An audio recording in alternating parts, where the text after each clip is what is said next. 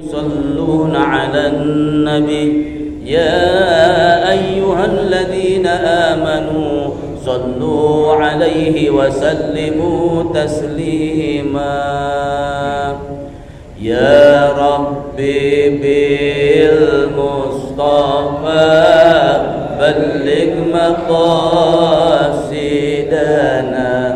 واغفر لنا ما مضى يا واسع الكرم يا ربي بالمصطفى بلغ مقاصدنا واغفر لنا ما مضى يا واسع الكرم اللهم صل وسلم وبارك عليه. Jamaah yang dirahmati Allah Subhanahu wa taala, kita lanjutkan kajian kita malam Jumat seperti biasa. Malam ini temanya adalah syarat menjadi imam. Saya akan bacakan sebuah hadis yang diriwayatkan oleh Imam Muslim. Jadi kata Nabi Muhammad SAW, ya ummul qauma aqra'uhum li kitabillah fa in kanu fihi sawaan fa a'lamuhum bi sunnati rasulih wa in kanu fihi sawaan fa aqdamuhum hijratan wa in kanu fihi sawaan fa aqdamuhum islaman ausinnan.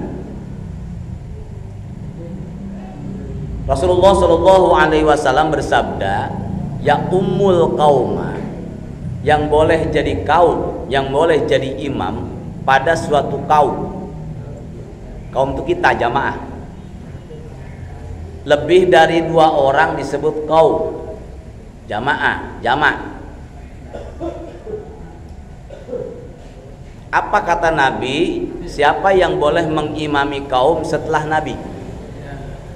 Yang pertama, aqra'uhum li kitabillah, orang yang bacaannya paling baik dalam membaca Al-Quran.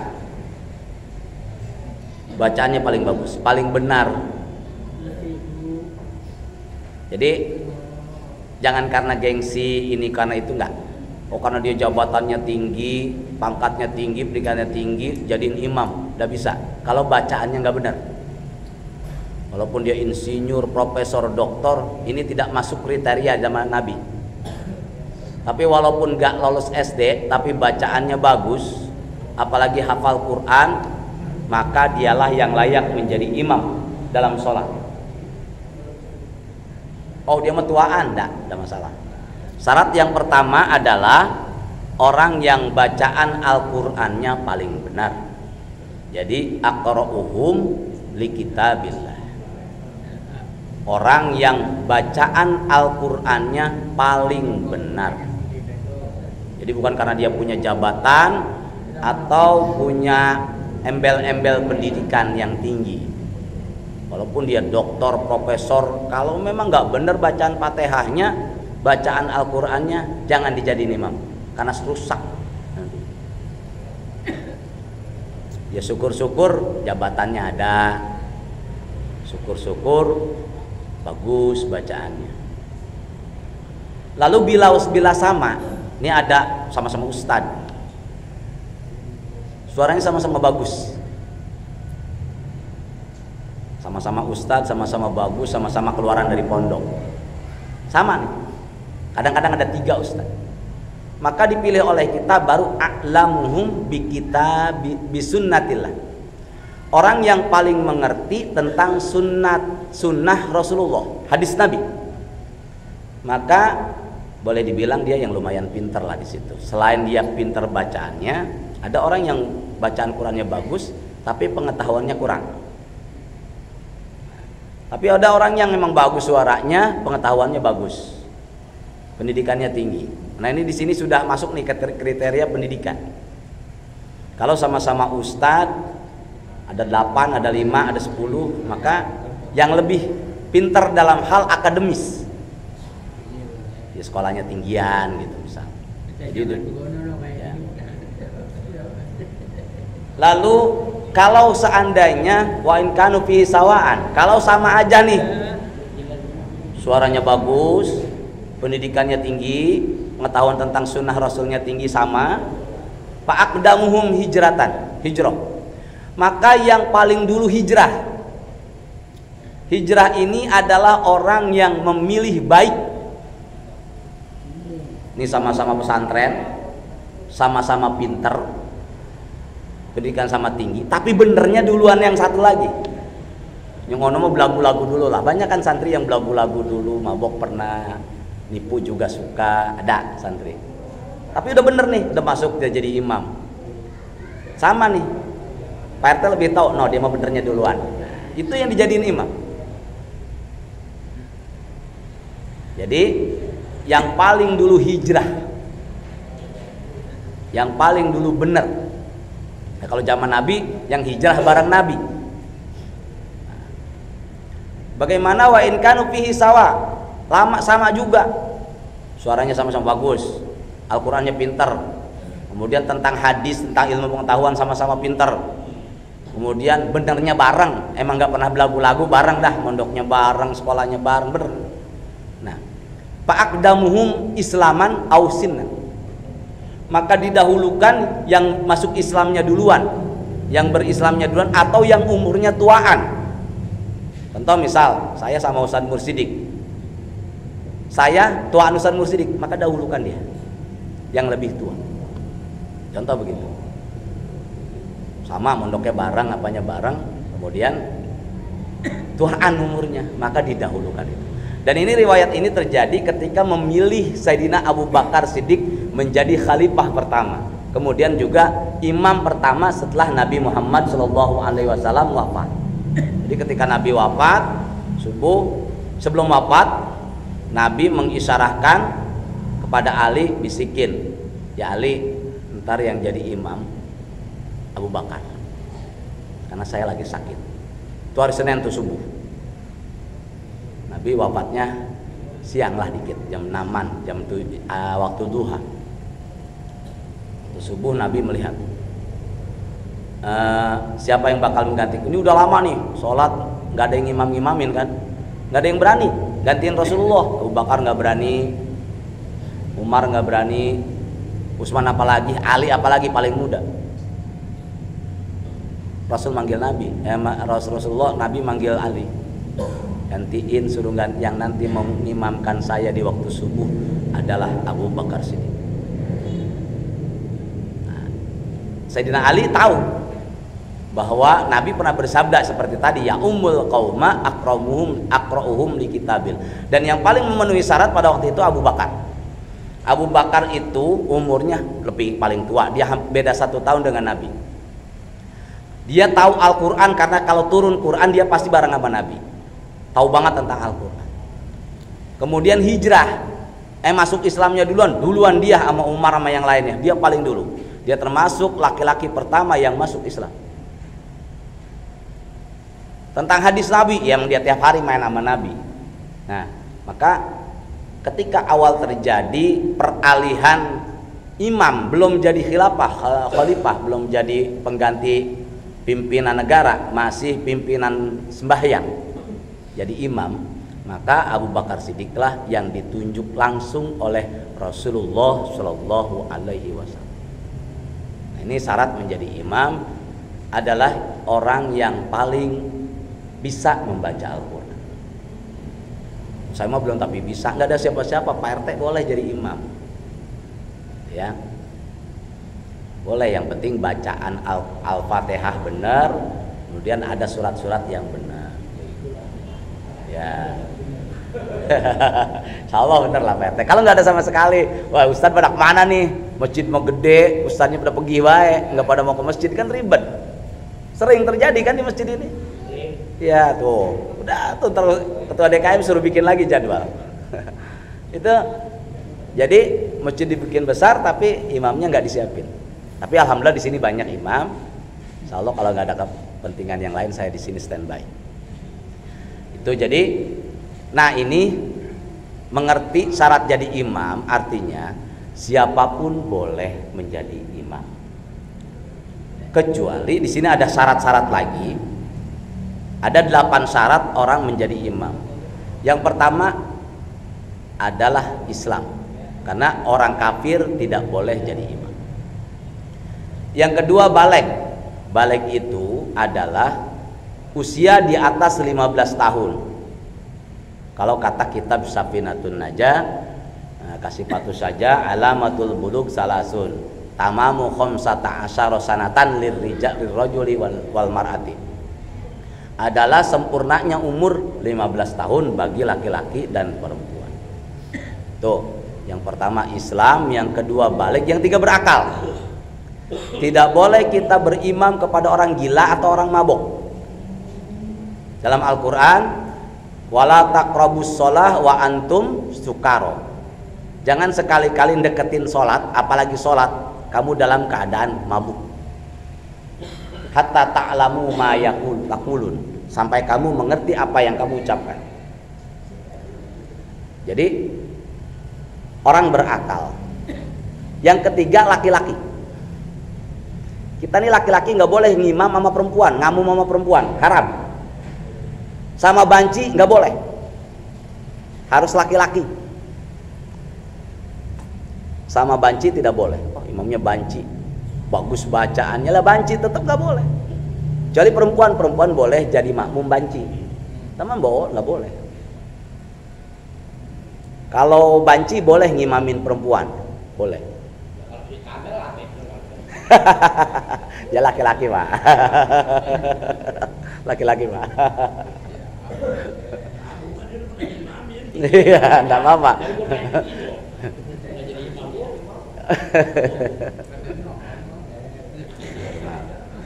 Imam Syafi'i membahas, disyaratkan syarat tambahan ini etika. Kalau ada imam yang belum menikah, maka Imam Syafi'i itu menganjurkan imamnya yang sudah menikah. Ya, tapi nggak batal Pak, tetap, tapi tidak utama. Jadi misalkan gini, ada Bang Kamel, ada Darno, atau Bang Kideng. Itu silakan pilih, tapi jangan Kamel, karena dia belum nikah. Antara Pak RT, Darno, dan Bang Kideng, gitu. Utamakan yang sudah menikah. Tapi kalau misalkan nggak mau semua, ternyata dia yang mau, sudah nggak apa-apa, nggak batal sholatnya. Tapi secara etika kurang bagus. Jadi, cuman kenapa? Karena dulu ada Imam Nawawi, dia tidak menikah sampai umur 40, kemudian baru mau menikah dia meninggal. Jadi tidak masalah, tidak batal. Yang penting tadi, cuma itu etika saja. Terus kemudian dalam tulisan hadis tersebut diutamakan pribumi. Pribumi itu orang yang tinggal di sini. Mas Amin itu pribumi, bukan pendatang, karena udah tinggal di sini, KTP sini. Walaupun lahir Cirebon, ya Mas Amin ya. Tuh. Maksudnya yang pendatang itu orang yang mampir doang, walaupun udengnya segede bedug. Lebih utama Bang Kideng daripada mereka. Diutamakan orang yang ada di sini. Oh ternyata nggak mau, oh ya orang Islam nggak apa-apa. Ini etika saja.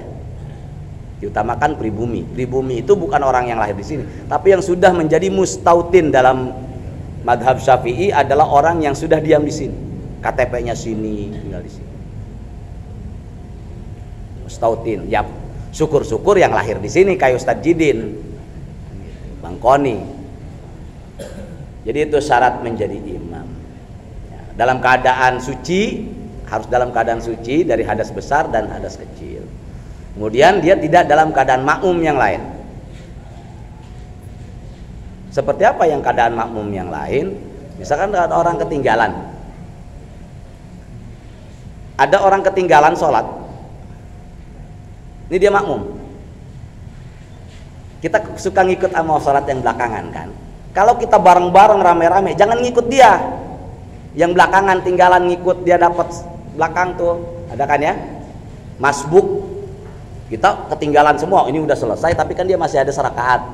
Kalau kita rame-rame mendingan kita bikin jamaah lagi. Gak usah ngikut dia. Kecuali kalau kita sendiri udah ngikut dia lumayan. Ya. Kalau kita lebih dari 2 orang, udah usolli lagi bareng berdua. Karena walaupun bagaimana kurang utama. Sama sah. Ini dalam hadis ini. Jadi ketika kita berjamaah, kadang-kadang kita baru nyampe ketinggalan, kita ngikut yang ini nggak usah. Mending kalau rame-rame mah bikin lagi jamaah baru. Karena itu lebih utama. Kenapa demikian? Karena sholatul jamaati afdalu min sholatil fadhi bi sab'in wa isrina darajatan. Kalau ngikut itu enggak batal, enggak apa-apa. Itu bagus. Tapi kalau banyak, kita turunnya ramai berlima, udah bikin baru lagi aja. Jadi nggak usah ngikut dia tuh, yang udah masbuk. Ya, gitu ya. Suka ngeliat kan? Sering, pasti sering. Itu terjadi. Sampai di sini ada pertanyaan tentang berjamaah dan imam. Ya, siap Pak RT. Bukan nggak boleh, kurang bagus. Ya. Oh, Pak RT mah beda, udah nikah. Ini yang belum nikah sama sekali.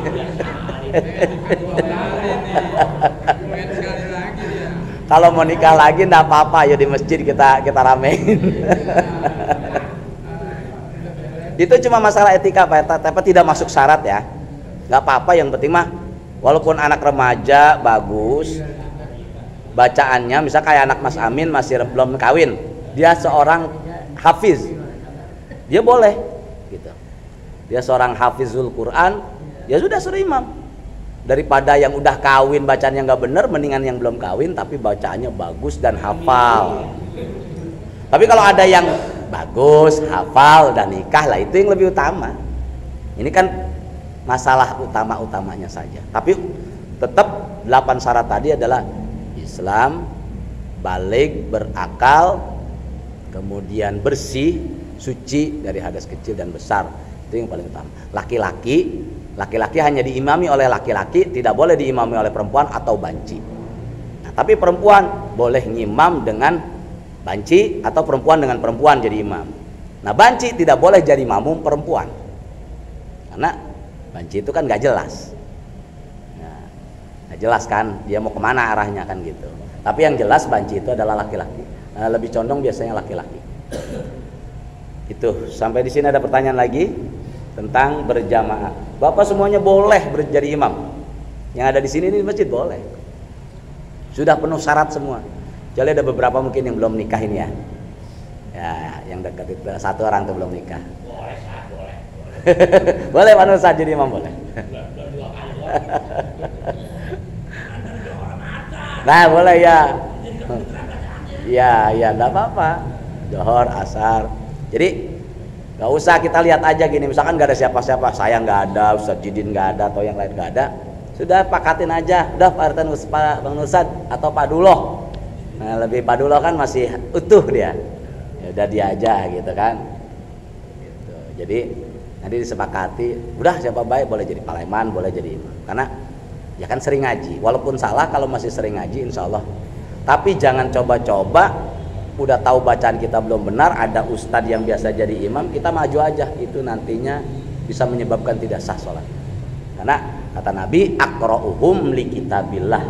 Yang paling penting adalah orang yang paling qori, orang yang paling bisa membaca Al-Quran di antara kita semua.